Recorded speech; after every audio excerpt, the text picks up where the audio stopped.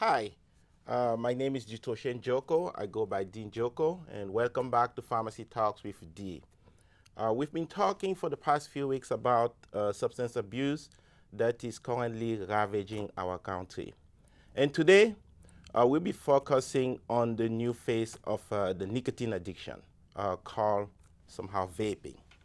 And for that, I'm fortunate today to welcome with me Diane Knight. She's the director of the Northeast Tobacco Free Community Partnership. And welcome, Diane. Thank you for having me. And thank you very much for joining me on the set today. So, I've heard that vaping is referred to as an epidemic. Is that true? Well, unfortunately, I have to say that it really is true. And we're hearing more about it in the national news, in the local news. It's amongst youth. It's rampant in schools. I'm receiving calls from schools. Sometimes young people are vaping as young as 6th grade. Wow. So the data we have on it, though, through the Department of Public Health, is that nearly 1 in 2, 1 out of 2 young people in high school has ever tried a vaping product. And 1 in 5 has used in the last 30 days.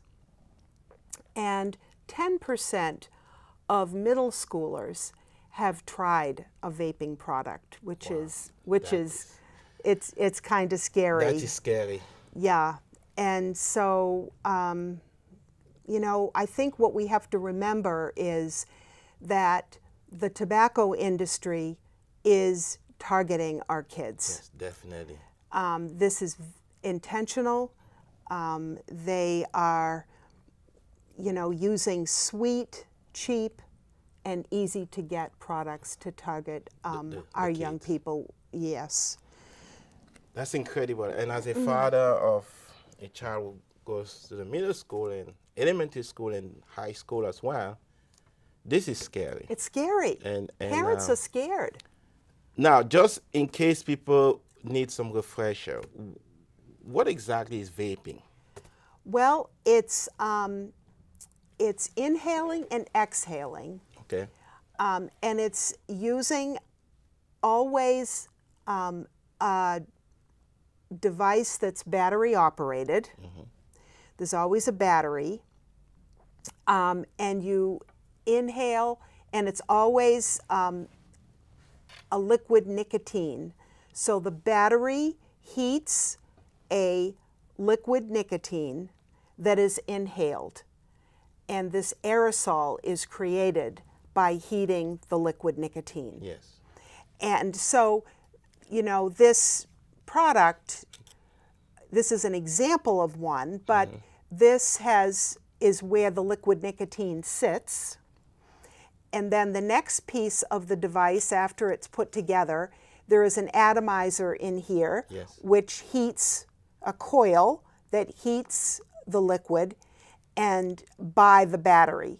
Wow. So whether they're called an e-cigarette, whether they're called a vape, whether they're called an e-hookah, whether they're called a tank, whether they're called a vape, a jewel is a particular kind of product, they're all the same. Yes. They're all the same. Battery strength may be different, size may be different, but I think it's important to know that 75% of the product, the use, is with this jewel product, Wow. which is similar. But Yes. I'll go over that in just a few minutes. That is, and the funny thing about what you just showed there is so easy to conceal that. I mean, Oh, it's yes. just if I saw that in my son's or daughter's pocket, I won't might not even, think. I might not think it's anything dangerous. Right. Wow. And then you also you said something about sweet. I suppose that's part of what they do to attract teens.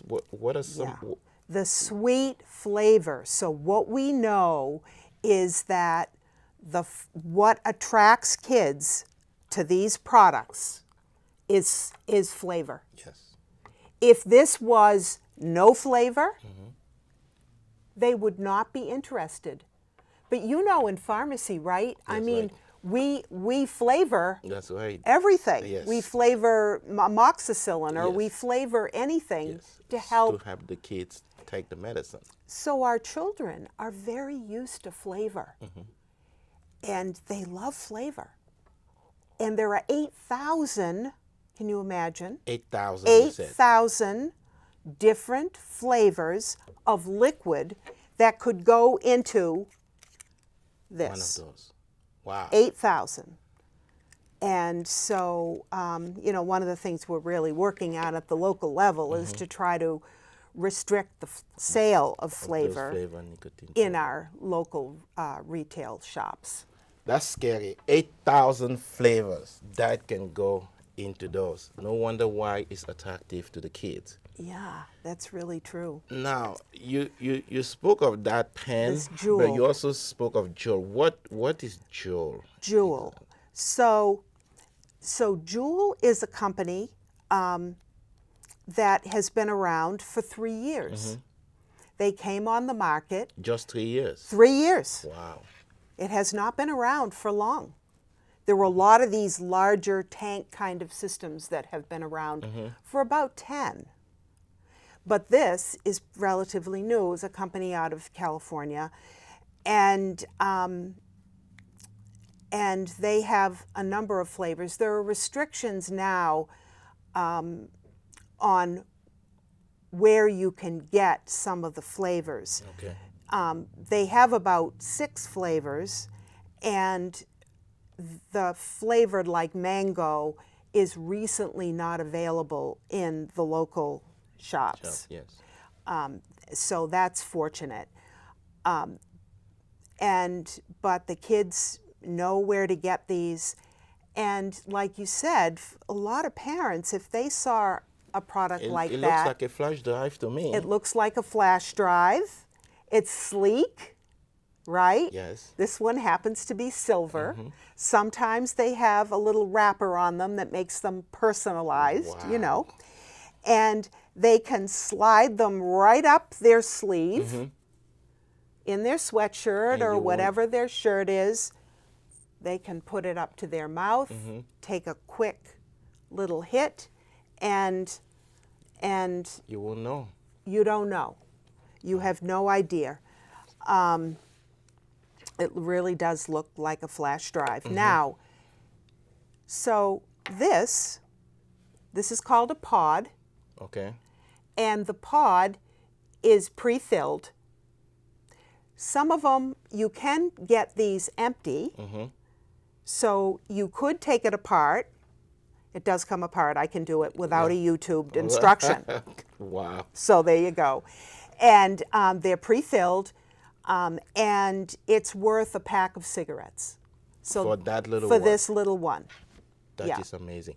And if you can take it apart and fill them with whatever you Yeah. want, Yeah. that means there's actually even a risk that kids might even fill it with something else. That's correct. That's correct. So they've recently put these on the market so that they're empty, but still you could put anything in this. You could buy empties and fill yourself, or you can reuse this, certainly. And it's made from a nicotine salt that is very easy to on the throat. Yes. You know how a cigarette, Yeah. It could be dry. it's harsh. hard, yes. It's harsh. Yes. Well, nicotine salts are not harsh. So it is not uncomfortable for a young person to be using this kind of product. And yeah, We definitely need to tackle that head on. And, we really are. yeah, and I'm fortunate to say that in Denver's, speaking of restriction, I know the Board of Health of Denver's, we actually did pass some restriction of some of those nicotine products Yes. in retail stores. Yes. You know, some of those flavors can only be found in adult-only stores. Yes. Because the more accessible it is, the more kids are definitely going to Yeah. put their hands on them. that Danvers does have great regulations. Yeah, definitely. And that's really important for all communities That is right. to know what their regulations are. That's right. Because you can have a flavor restriction, Yes. not a ban, a restriction. That's right. That restricts those products to adult-only establishments. That's right.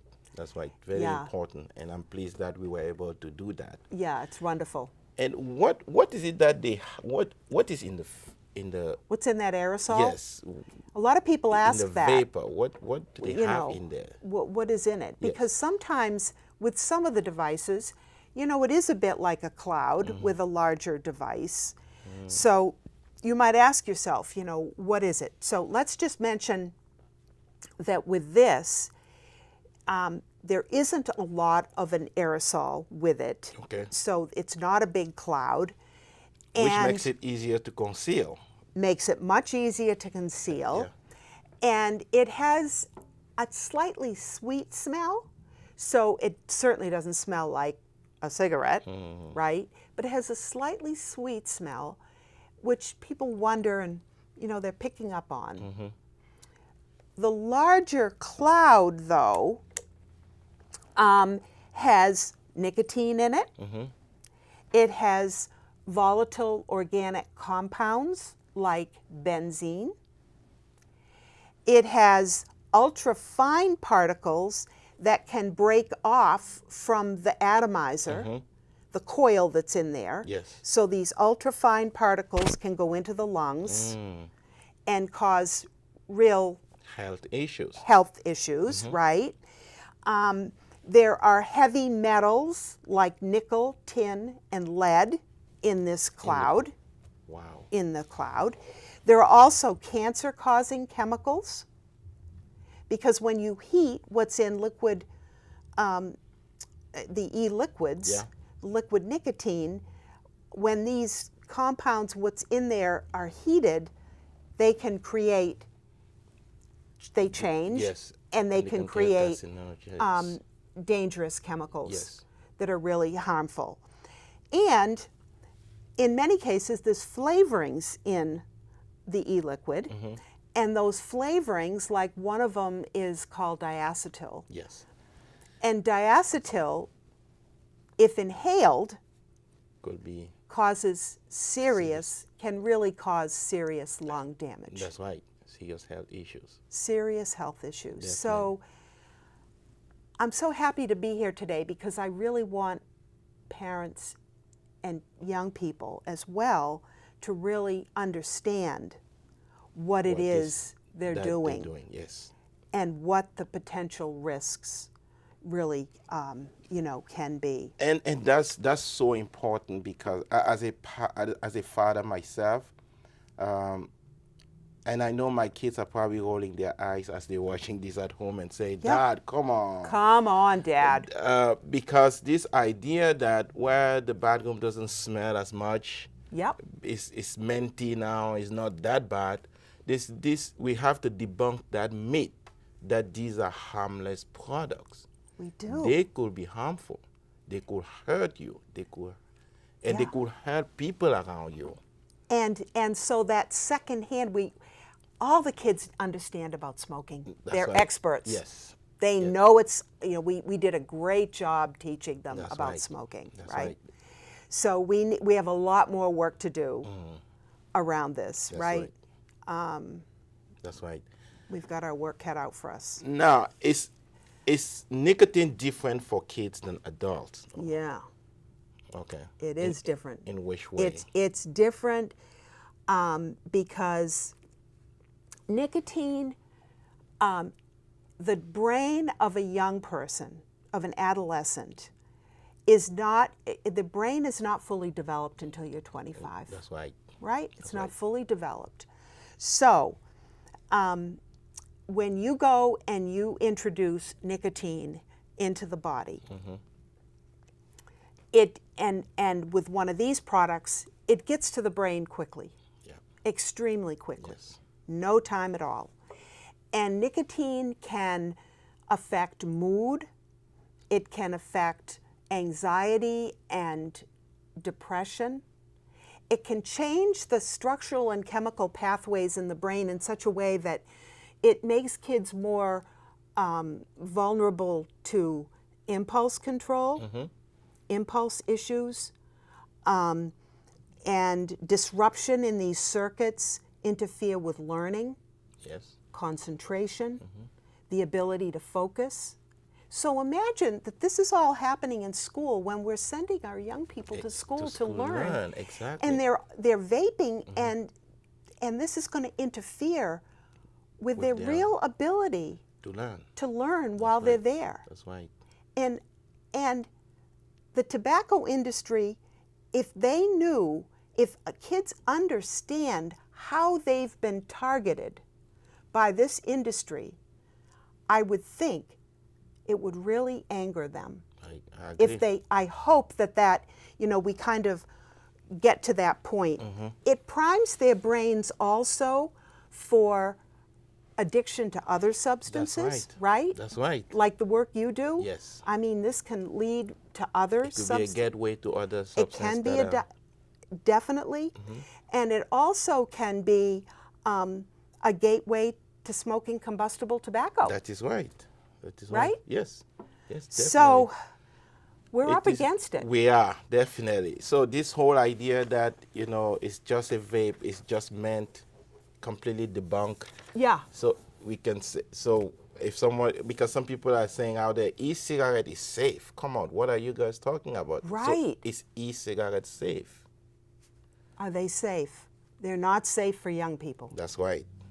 They just aren't safe for kids. That's all I can say. Even the secondhand smoke is not safe. That's right. That's right. And also, when I look at this device, if I can touch it a little bit, please. I've heard. Go for it. And I saw a thing in the news one time, they can explode because it's battery operated, right? Oh, yeah. You might have seen that in the news. I did. Where they go into the mouth and there can be burns and real damage to the oral cavity, and burns sometimes in pockets, because sometimes these are kept in pockets. Yes. And they can begin to burn if the battery is defective. Wow. So any way you look at it, kids out there, please try to stay away from this, because prevention's the key. That's right. Prevention's the key. And that's why we're here today. We have to try to prevent this. Now, how do, as a father, and this is, it's good to always tell the kids, this is the way to go, but kids are kids, right? How can I tell if my kid is vaping?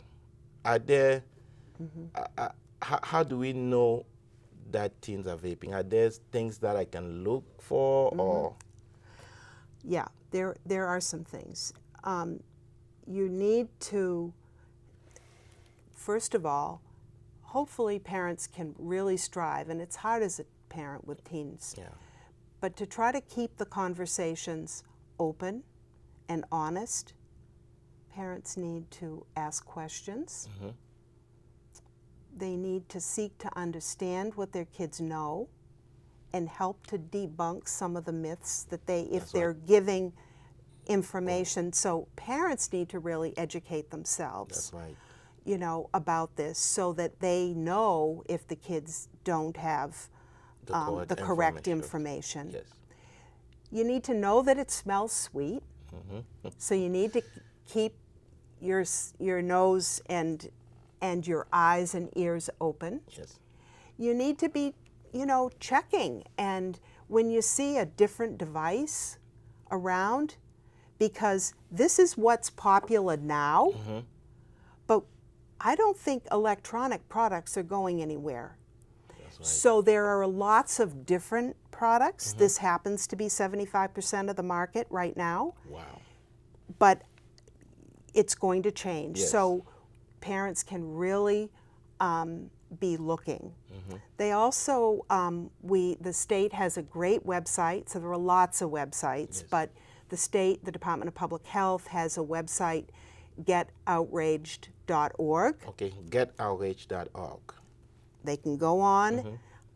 There's a There's a landing page that says the new look of nicotine, and there's a tab for parents. Okay. So there's great information Yes. under the parent tab. If anyone is here that might be a school teacher, there's a great tab for schools. Okay. There's a school toolkit that has all kinds of resources in it for schools to use. Perfect. So I really encourage educators to really take a good hard look at that. Thank you very much. And so the information is out there. We just have to really try to get it.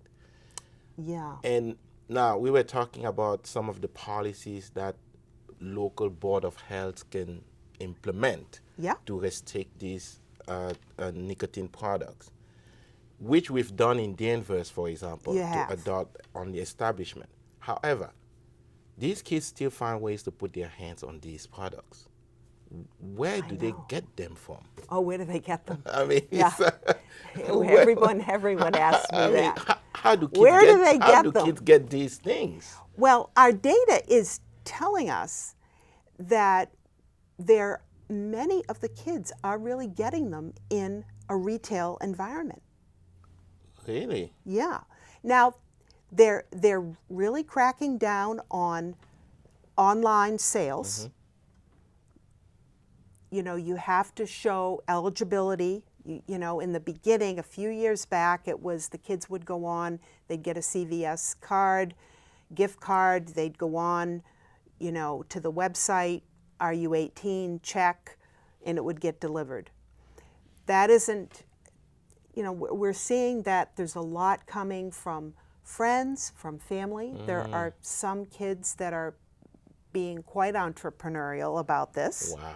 So they may have more product that they would sell to others, or it's given to others, or it's shared sometimes if a student can't afford The whole the device. Yes.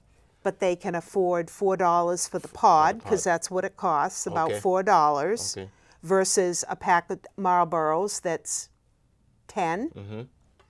So it might be that they just have their own pod. And they then could, they'll use somebody else's device. they would use someone else's device. Sharing these things is, of course, a health concern, I think. Exactly. Right? Just sharing the device itself is a big health concern. I think it is. Because, I mean, you can just imagine what, I mean, if I'll take something as simple as the flu. If you have the flu and you're using your vape pen and then you give it to somebody else to use it, what can come of it? So that is scary. Yeah. Now, Yeah. these products, Yeah. and we're seeing them, we're hearing about them, we're alarmed about them. Are they regulated? Are these products regulated? Are e-cigarettes regulated? The Is there any regulation that... e-cigarettes, they're not regulated in the same way that cigarettes are regulated. They're not? No. Okay. And because the regulation isn't the same with the FDA, the liquids are not regulated. So you might think, some of the kids will say, oh, it's just water vapor, and it's flavored water vapor. Yeah.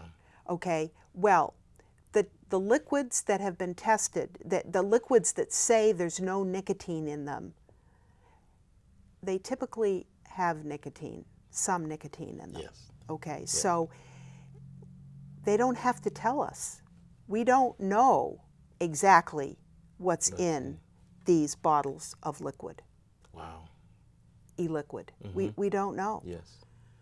So we need stronger regulation. Definitely. For sure, Definitely. Well, I mean, around this. The FDA has got to help. They It's do. infuriating It as is. as a parent that they're not fully regulating these products. Exactly. So I really hope that the FDA, you know, they're moving in that direction, but I hope they do it soon. Because, hope I they mean, do it soon, We do because have, I believe, have a in my crisis. opinion, a crisis, and we have enough data Yeah. to support the Yeah. fact that this is something where We action have to take needs this to be on. taken right we have away. to take it seriously. Yes. And we all have to work together. Definitely. And the parents need to get involved. The kids need to get involved.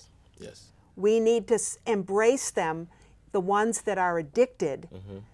You know, it's an addiction. It is. It is. You know, and so we need to allow them to come forward so that we can help them to get the services that they need so that they can deal with an addiction like any addiction. Other, that's right. Right? Any That's other right. addiction. That's right.